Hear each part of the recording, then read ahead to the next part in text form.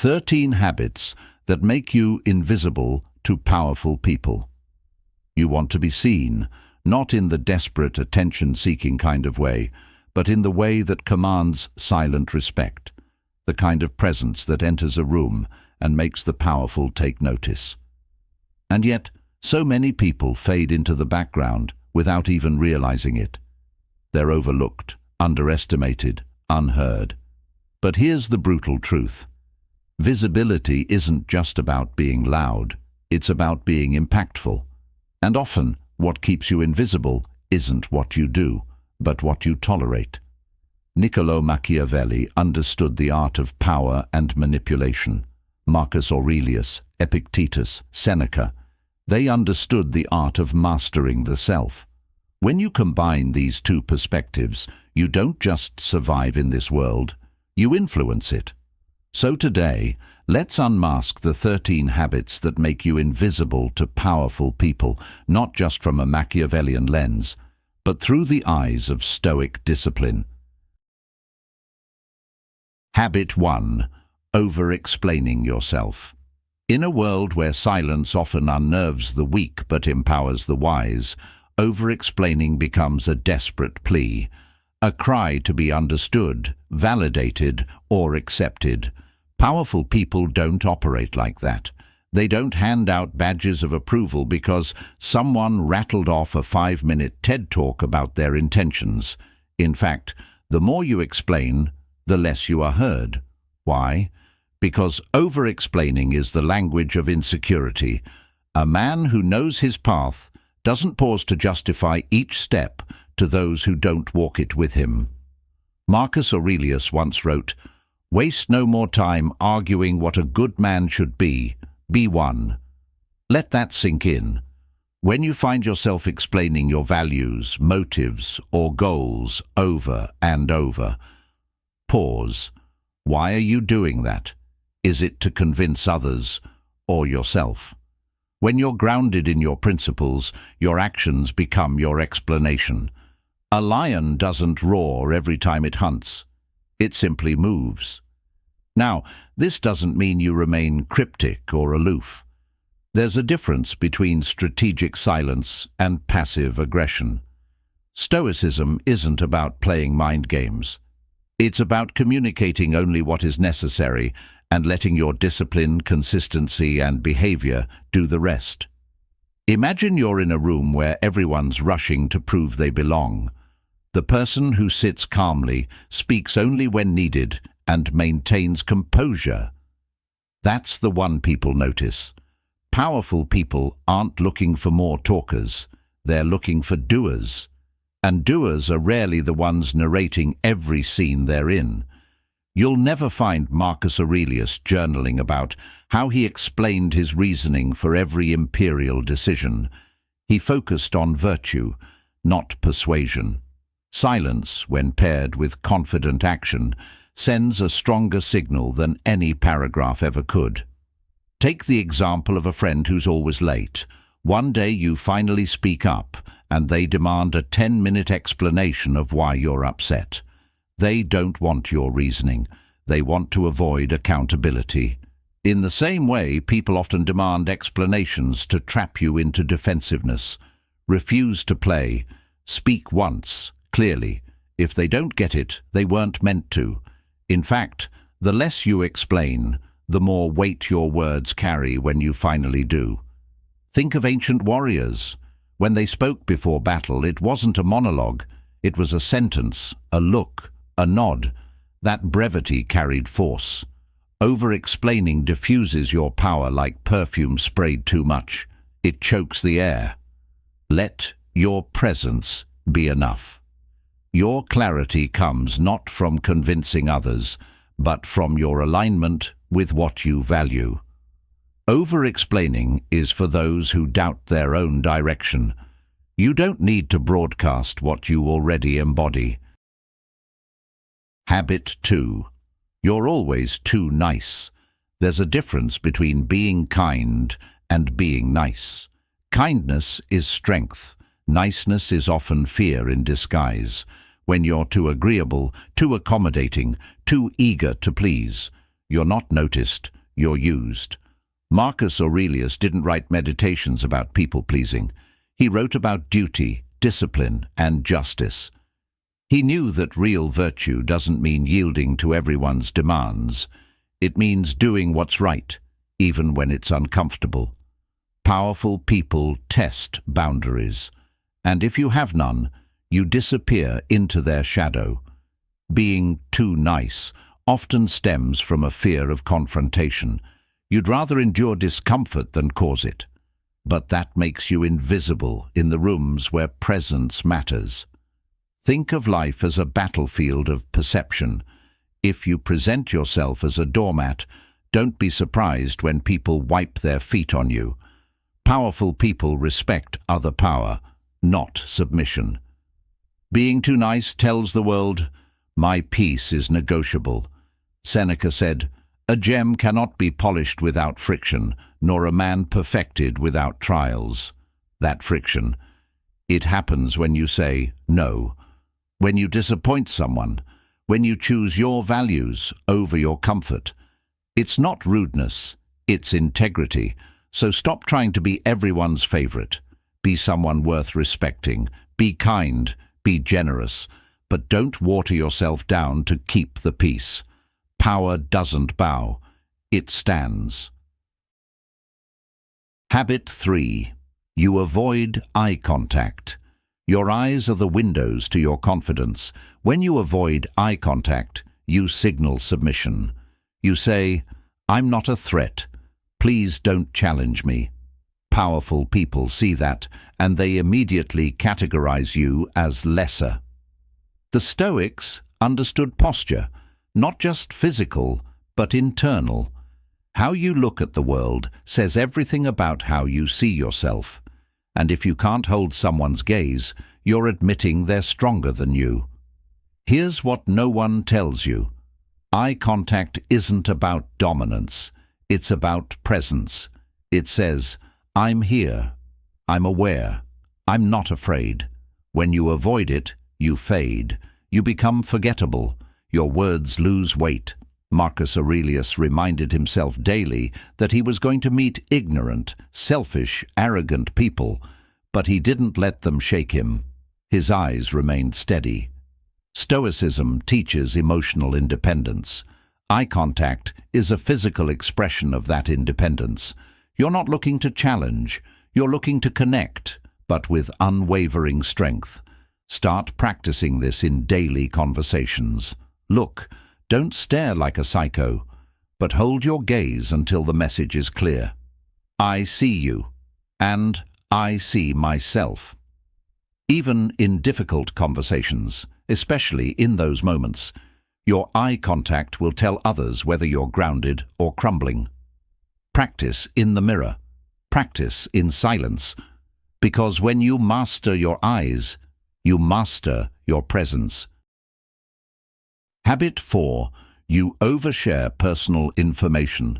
Vulnerability can build connection, but oversharing, that's a boundary breach against yourself. Powerful people don't tell you everything, they let mystery do the work. And Stoicism echoes this with quiet power. Speak less, observe more. Oversharing often comes from anxiety. You're afraid of awkward silence, so you fill the space with your life story. But here's the problem. When you hand people the blueprint to your psyche, they can build traps inside your mind. Your pain, your fears, your family drama. It becomes ammunition, not intimacy. Seneca advised that we should keep some parts of ourselves reserved, even from friends. Why? Because power isn't just about strength, it's about containment. If everyone knows your next move, your weaknesses, your insecurities, then you're an open book with no defense. Here's a scenario. You meet someone influential. They ask, "So, how have you been?" And you respond with a 15-minute rant about your breakup, your boss, your burnout. What do you think they remember? That you're unfiltered, unstable, and most importantly, unready.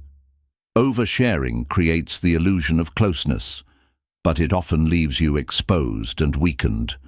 The Stoic method: practice discretion. Share what elevates the conversation, not what unloads your emotional baggage. You can still be authentic, but learn to pause before speaking. Ask yourself, is this for relief or for value? One keeps you invisible, the other makes you memorable. Habit 5. Always trying to appear too humble. In the name of humility, some people shrink themselves into shadows. They downplay their achievements, avoid the spotlight, and refuse recognition, not because they're stoic, but because they fear rejection, envy, or confrontation. Machiavelli would have called this false modesty, a tactic that backfires, and from a stoic lens, it's not humility if it's rooted in fear. Real humility isn't about invisibility. Marcus Aurelius ruled an empire and wrote one of the most profound philosophical texts in history, Meditations, yet never denied his position or power. He simply didn't boast because his sense of self-worth wasn't tied to external validation. But he also didn't hide. The Stoic way is not to disappear, it's to detach. You can step forward with quiet confidence while being indifferent to praise or criticism. Now, picture this. You're in a boardroom. You've done all the heavy lifting for a major project. But when the boss gives you a chance to speak, you say, "Oh, it was nothing. You've just handed your power away." Powerful people don't recognize ghosts. They respect those who own their role without arrogance. That's the difference. Excessive humility turns into a habit of erasure. It erodes your identity, your authority, and your energy, until you become the reliable helper, never the leader. So next time you're tempted to fade away in the name of modesty, ask yourself, is this real humility, or am I just afraid of being seen? Habit 6. Being too available. You might think being always there makes you reliable, that it shows commitment, connection, or support. But to powerful people, being too available doesn't scream loyalty, it screams desperation. Scarcity increases value. It's not manipulation, it's reality. A man who's always within reach is never truly seen. Epictetus once said, "If you want to improve, be content to be thought foolish and stupid." Why? Because the path to true growth often requires stepping back, saying no, being absent. Too many people live like open tabs on a browser, constantly accessible, constantly drained. You need to close some of those tabs if you ever want to process your own damn life. Being too available often comes from fear of missing out, fear of being forgotten. But a Stoic man doesn't move from fear, he moves from principle. He understands that solitude isn't loneliness, it's refinement. When you withdraw, even for a short time, you sharpen yourself. You become someone worth returning to, not someone endlessly clinging to the moment. Powerful people are attracted to other powerful presences, not background noise. If you're always texting back instantly, always saying yes to every plan, always checking in, you become wallpaper. Pleasant, maybe, but forgettable. Contrast that with someone who says, "I can't right now, I'm focused on something important." That's intrigue.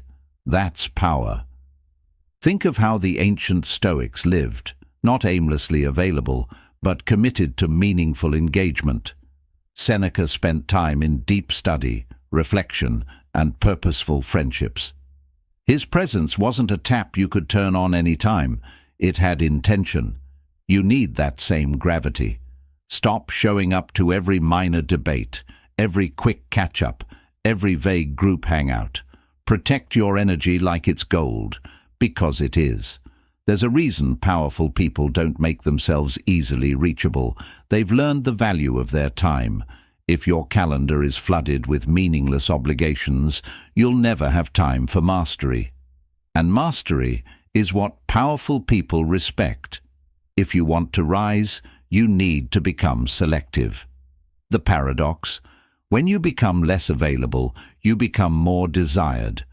When you stop trying to be seen everywhere, people start to notice your absence. Your silence becomes louder. Your no becomes sacred. And your presence, when finally given, becomes magnetic.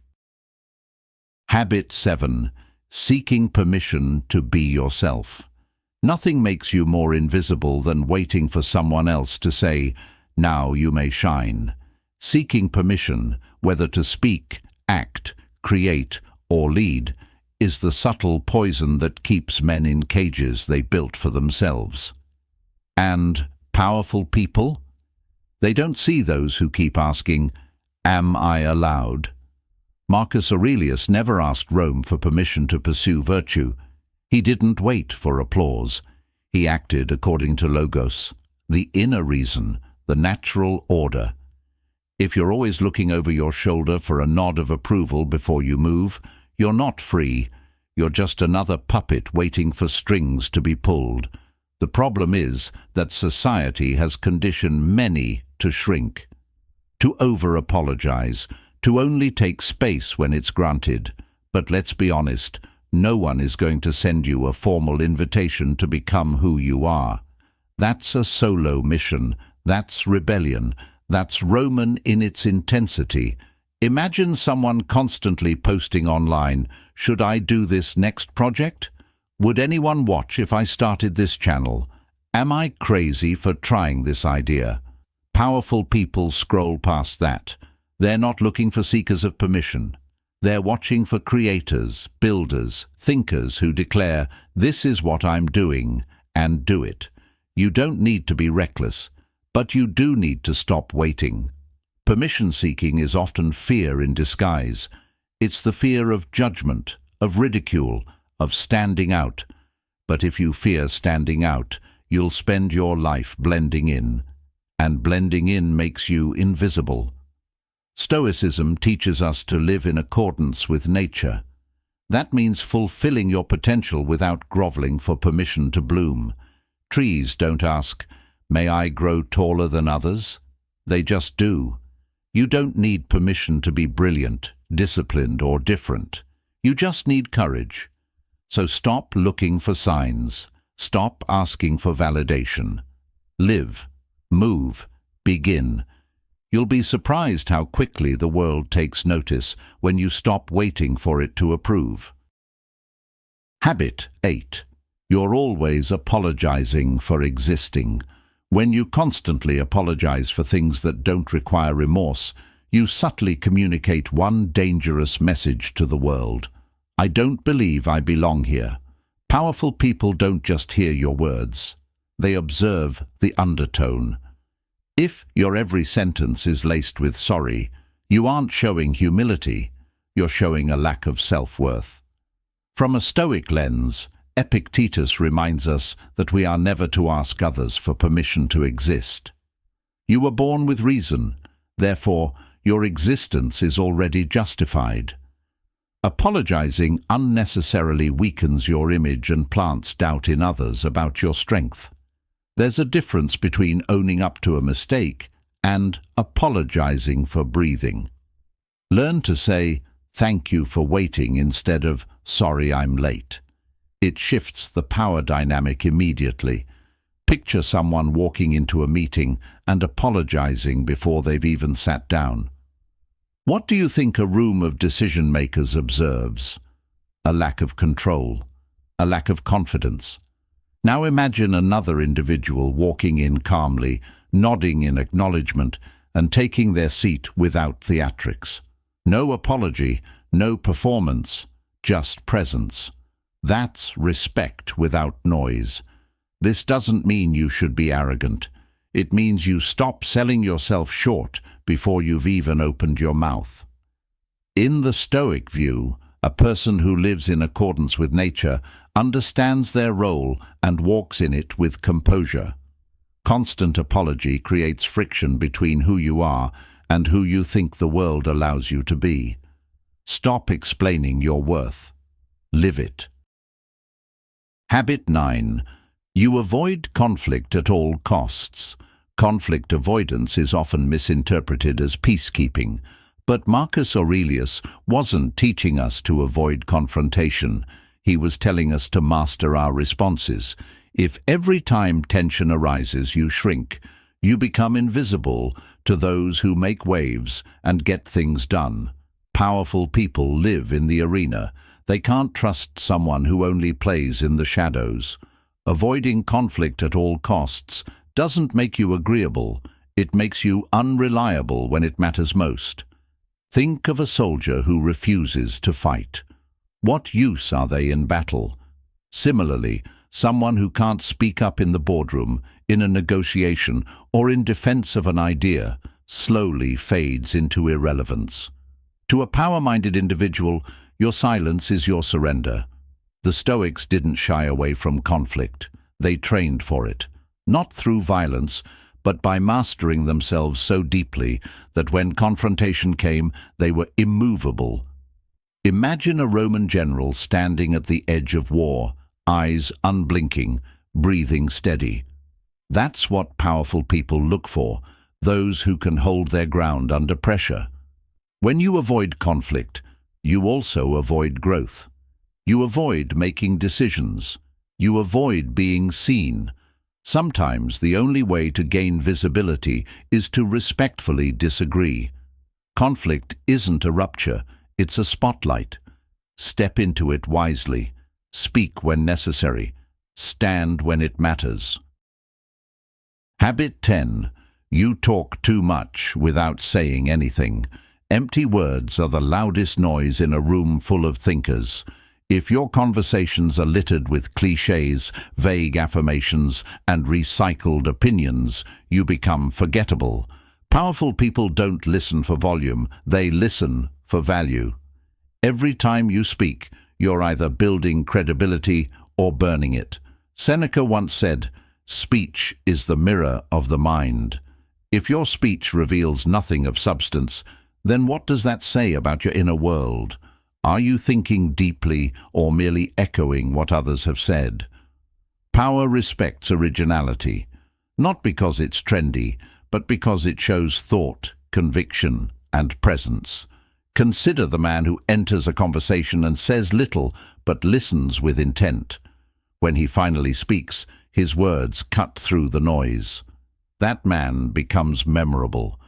Now contrast that with someone who fills the silence with anxious chatter, never quite landing a point. Who would you rather follow? Learn to pause before speaking. Ask yourself, does this need to be said? Does it carry weight? Stoicism teaches restraint, not as weakness, but as clarity. Say less. Mean more. Because in a world of over-communication, silence paired with well-placed words is power. Habit 11. You overshare your emotions. It's one thing to be emotionally intelligent.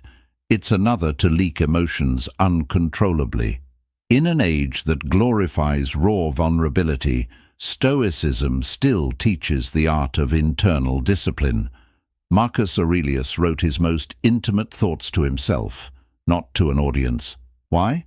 Because self-mastery is a private victory. Oversharing isn't intimacy, it's volatility disguised as connection. When you emotionally dump on others without context, you confuse openness with obligation. Powerful people don't resent emotions, they resent emotional liability. If they feel they have to manage your feelings every time you're around, you become a burden, not an asset. Imagine someone walking into a room and immediately unloading their entire emotional state to everyone present. It doesn't invite connection, it creates discomfort. Now imagine someone who holds their ground, acknowledges their emotions silently, and lets presence speak. Which one do you remember with respect? Seneca reminds us, "No man is more unhappy than he who never faces adversity, for he is not permitted to prove himself." Oversharing removes the proving ground. You've shown all your cards before the game begins. Hold your emotional integrity sacred. Power respects restraint, not repression. Learn the difference. Habit 12. You chase every opportunity. It sounds like ambition, doesn't it? Always hustling, always saying yes, always on the move. But Machiavelli would tell you, the person who chases everything values nothing, and the Stoics would nod in agreement. If you pursue every shiny thing, you're not strategic, you're scattered. Powerful people don't move fast, they move deliberately. Their yes is earned through contemplation. Their no is their boundary. If you're constantly seen jumping from project to project, conversation to conversation, trying to be everywhere, you dilute your presence. You aren't perceived as driven, you're seen as directionless. Zeno, the founder of Stoicism, lost everything in a shipwreck. That loss redirected him to philosophy. Had he chased quick riches again, the Stoic school wouldn't exist. Sometimes the power lies not in running faster, but in standing still and choosing with intention. To be noticed by those who hold power, you must look like someone who understands the value of their time. Don't chase. Position. Don't scramble. Strategize. Let your actions show you know what's essential. The rest is noise. Habit 13. You downplay your achievements. In the name of modesty, many people commit a silent crime. They erase their own legacy. It was nothing, they say. Just lucky, they whisper. And just like that, the room forgets them. But modesty doesn't mean invisibility. It means grounded confidence. The Stoic doesn't brag, but neither do they belittle their own path. Marcus Aurelius didn't parade his victories, but he documented his discipline. There's a difference between arrogance and acknowledgement. Powerful people notice those who own their wins without arrogance. If you don't speak about your value, someone else will write your narrative, and they might get it wrong. Imagine two candidates in a room. One says, "I got lucky." The other says, "I led a team through a challenge and we succeeded." Who gets the role? Who gets remembered? Speak your truth with calm certainty. You don't need to shout, but you do need to stop hiding. The world won't celebrate what it doesn't know exists. Show up. Speak clearly. Let your work echo. Stoicism says, don't live for applause, but it never said, don't step into the light when it's earned. Conclusion: to be seen by power, master the self. Machiavelli understood power. The Stoics mastered the soul. When you blend the two, you become dangerous in the best way possible. The invisible are not hated, they're simply overlooked. But the visible are those who walk into a room and, without saying much, change the atmosphere. You don't need to scream. You don't need to beg. You need to become a person of depth, restraint, and precision. That is who powerful people notice. Not because you chased their attention, but because you embodied a level of command that couldn't be ignored. In the end, being visible to the powerful doesn't mean being loud. It means being real. Quiet confidence, disciplined speech, strategic emotion. That's how you stop being invisible. That's how you rise. Let power come to you, not because you demanded it, but because you became the kind of person it recognizes.